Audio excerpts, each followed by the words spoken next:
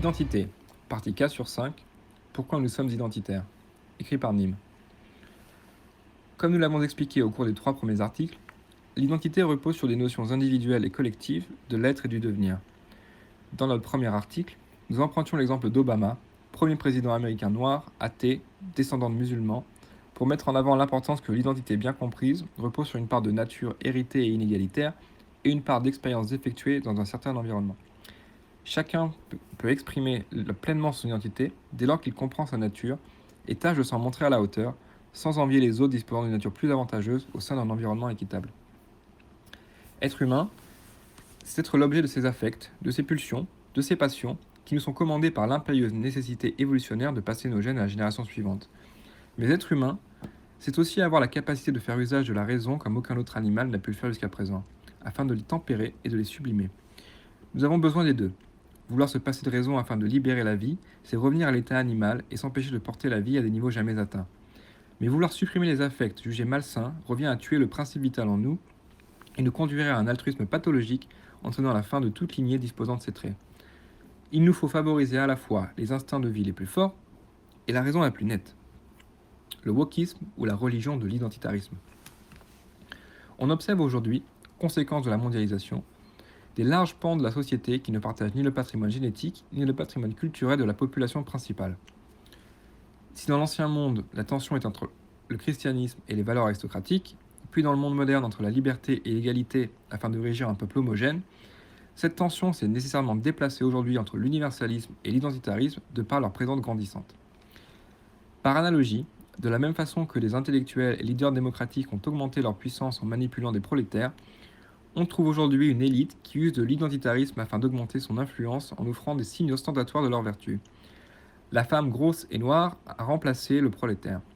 La classe supérieure se complaît en offrande pour écouter les prêches de la papesse de l'identitarisme, Robin DiAngelo, leur expliquant leur nouveau péché originel, et plie le genou devant la nouvelle Iseult. Prenant pleinement conscience de la nature oppressive de leur condition de blanc et de la suprématie blanche, ils sont éveillés, c'est le wokisme. Ce parent des oripeaux de la science, mais soumis à un système moral, c'est en fait un catéchisme déguisé. Les chefs d'industrie sont sommés de s'y adonner, les employés récalcitrants sont évincés. Les statues grecques antiques et la littérature classique de Homère à Shakespeare seraient le produit de la suprématie blanche selon les indigénistes. Les droits de l'homme seraient une arnaque au service du relativisme moral et du consumérisme. L'homme blanc, responsable de tout. L'esclavage, le capitalisme, le patriarcat.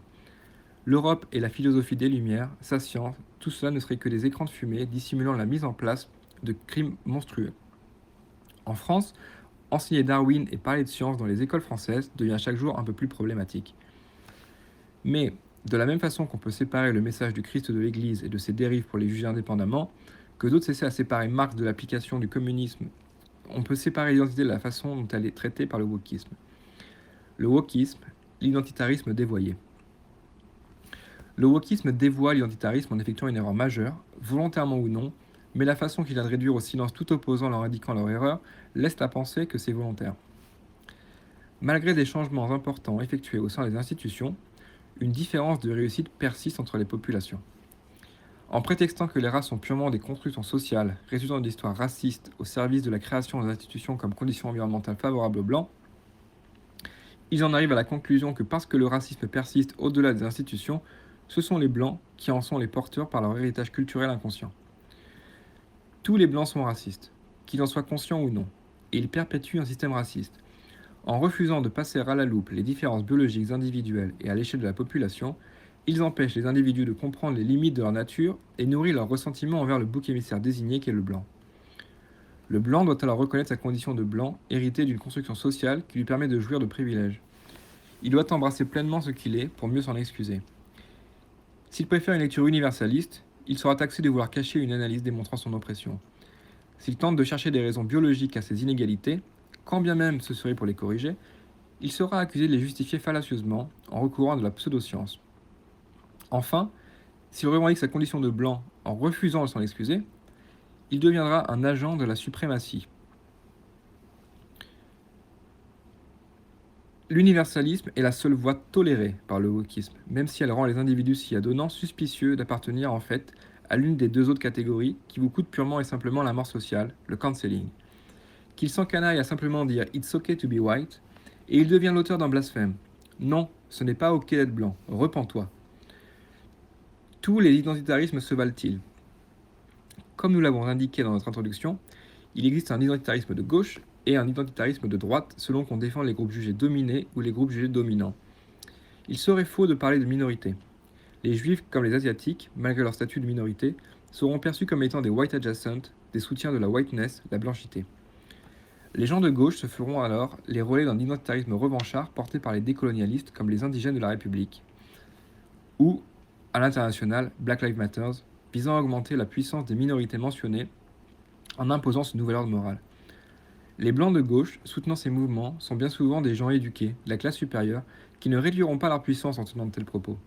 Au contraire, étaler leur vertu leur permettra même de s'élever socialement en atteignant les plus hautes strates de l'échelle de la blanchité et s'éloignant de la suprématie blanche pour obtenir le titre prestigieux d'abolitionniste blanc, tel que défini par Barnard Hess, professeur d'études afro-américaines. L'identitarisme de droite est lui d'une nature différente.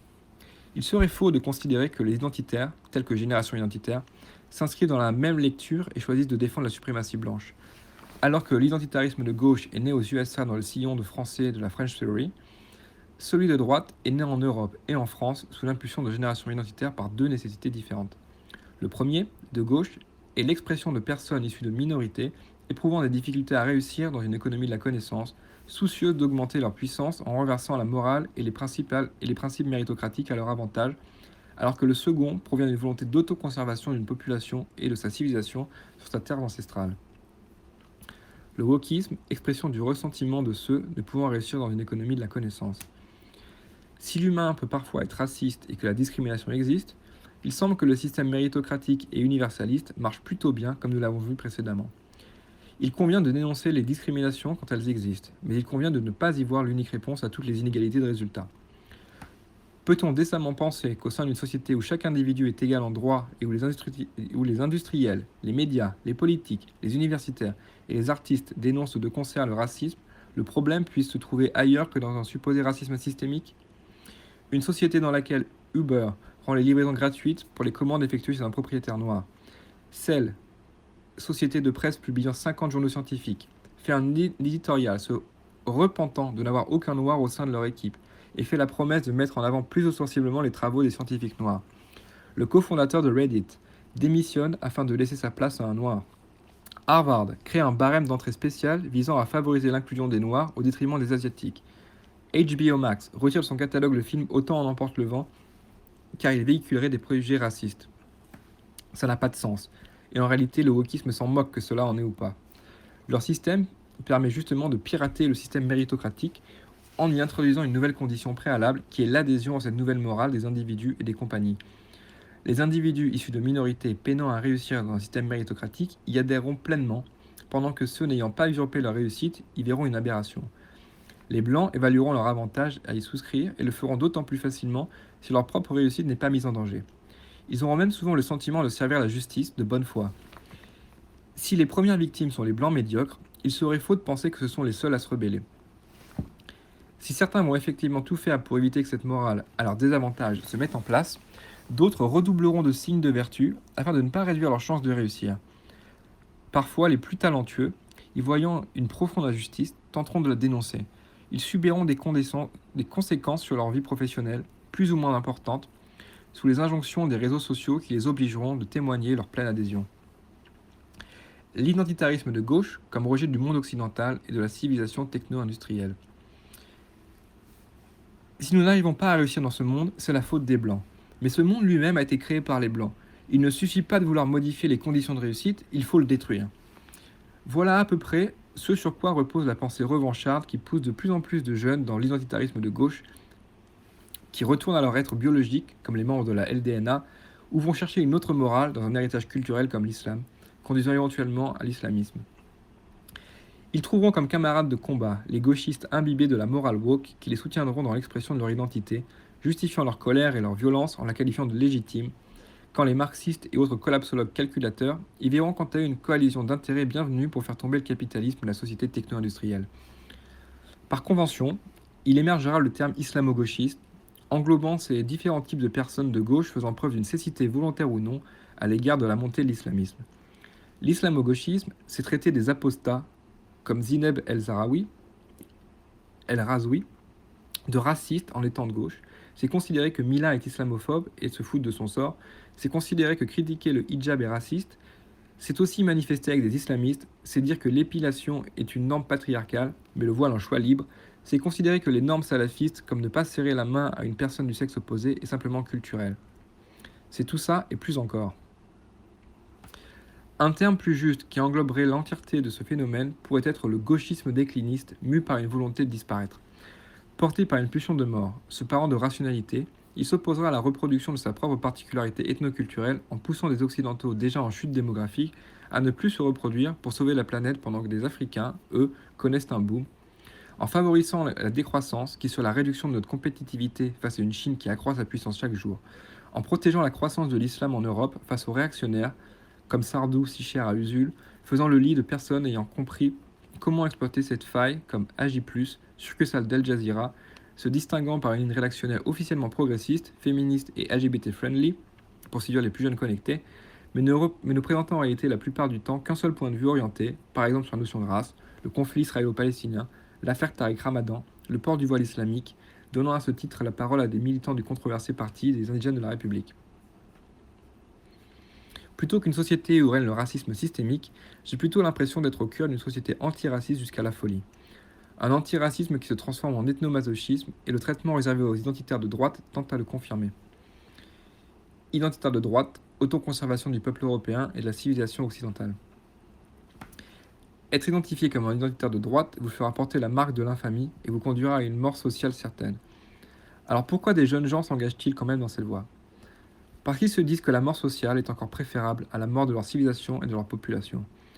Contrairement à l'identitarisme de gauche, qui relève du ressentiment généré par un individu cherchant à exprimer sa pleine volonté de puissance, celui de droite relève de la simple autoconversation d'un être collectif qui veut préserver son être. Les deux chevaux de bataille de Génération Identitaire sont la lutte contre l'immigration et l'islamisme. Génération Identitaire, c'est la civilisation occidentale qui dit non à des devenirs potentiels non désirés. L'immigration apportant un changement de la composition ethnique de la population, son être, et l'islamisme représentant un devenir politique potentiel indésirable. C'est une vision cohérente de la lutte contre l'islamisme et le terrorisme. Vouloir combattre l'islamisme tout en important des arabo-musulmans est vain. Génération Identitaire nous rappelle que nous sommes les héritiers d'une histoire commencée il y a 50 000 ans, quand les premiers chasseurs-cueilleurs sont installés dans ce qu'on appellera plus tard Europe. Nous sommes le fruit du mélange de ce peuple avec Néandertal, dans un premier temps, puis les agriculteurs d'Anatolie et enfin les Yamnaya. Nous sommes les héritiers de la civilisation gréco-latine, chrétienne et techno-industrielle. Nous ne devons pas changer le but de plaire à un autre. Nous ne devons pas changer dans le but de plaire à un autre. Les commentateurs et contradicteurs leur rappelant ce qu'est un Français, selon la vision de la République française, sont à côté de la plaque. Non pas que Génération Identitaire s'oppose à la République, mais ils rappellent une réalité simple. Nous sommes les Européens et nous voulons rester maîtres des conditions de notre production sociale. Vous n'avez pas mieux à faire à 21 ans ? Demande un Halouna paternalisant la jeune Thaïs. C'est vrai ça ?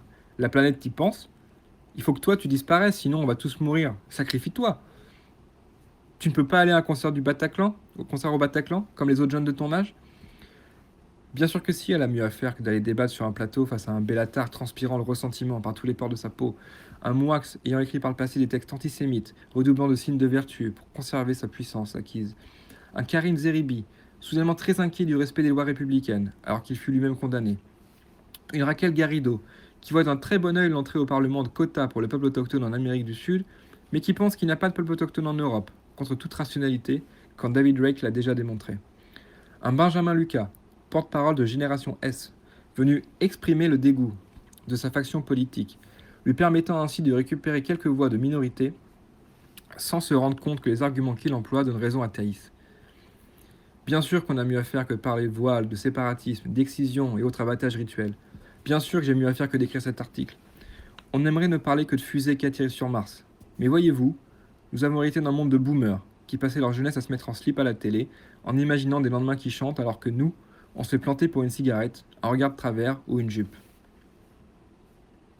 La peur du grand remplacement. Le grand remplacement, c'est comme le chat de Schrödinger. Il est en même temps réel et fantasmé suivant l'observateur qui en parle. Si c'est pour célébrer le changement de peuple, lié au nombre croissant d'extra-européens habitant en France, alors il existe. On lui donne même un nom, la France Black Blanc Beurre. Concept déjà dépassé, car il invisibilise les nouveaux arrivants opérants, ne prenant pas en compte les Asiatiques selon les critères.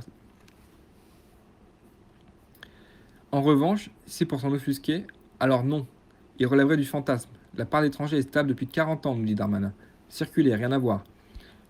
Les 63% de Français qui pensent qu'il y a trop d'étrangers en France sont sommés de s'éduquer en lisant quelques études.